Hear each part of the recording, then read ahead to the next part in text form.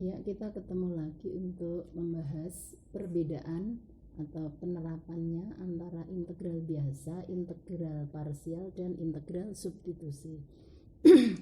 Mungkin adik-adik sering bingung gimana atau kapan sih saya harus menggunakan integral substitusi, integral parsial, dan integral biasa. Nah, di sini akan saya berikan beberapa contoh soal kapan kita harus menggunakan integral biasa, substitusi, atau parsial. Yang pertama untuk integral biasa. Nah, di sini ada 3 contoh. Ya, kita akan menggunakan integral biasa, tapi di sini kita tidak akan menghitungnya, hanya akan menekankan perbedaannya. Ya, di sini untuk integral biasa, misalnya yang nomor 1 ini, ya, ini kita gunakan integral biasa karena ini sangat sederhana bentuknya. Jadi ada bentuk perkalian di sini, jadi bisa kita kalikan dengan mudah, sehingga setelah kita kalikan langsung diintegralkan biasa. Kemudian untuk yang nomor 2, kelihatannya bentuknya agak rumit, tapi sebetulnya ini juga sederhana, yaitu bentuk pembagian. Ya, bentuk pembagian di sini untuk pembaginya akar X atau X pangkat setengah, sehingga bisa dengan mudah kita bawa ke atas menjadi pangkat min setengah. Setelah itu kita kalikan dengan fungsi yang di atas ini.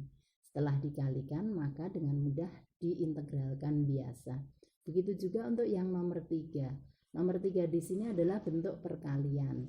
Ini juga dengan mudah kita kalikan dulu, setelah dikalikan baru diintegralkan biasa. Ya, itu untuk integral biasa. Berikutnya untuk integral substitusi. Nah, misalnya contoh yang nomor 1 ini. Nah, di sini kenapa kita pilih integral substitusi? Karena jelas tidak mungkin kita akan memangkatkan min 8, tentu akan sangat sulit. Sehingga ini kita gunakan integral substitusi. Kalau misalnya min 8-nya ini adalah pangkat 2 gitu, bisa kita pangkatkan 2 dengan mudah, bisa digunakan integral. Jadi kalau di sini pangkatnya sulit untuk dipangkatkan, maka pilihlah integral substitusi. Berikutnya untuk yang nomor 2. Ya, untuk yang nomor 2 di sini apabila salah satu fungsinya merupakan turunan dari fungsi yang lain, maka juga digunakan integral substitusi. Di sini X pangkat 3 min 10 apabila diturunkan maka diperoleh 3X pangkat 2. Nah, yang depan ini. Maka akan lebih mudah digunakan integral substitusi. Begitu juga untuk yang nomor 3. Ini bentuk pembagian.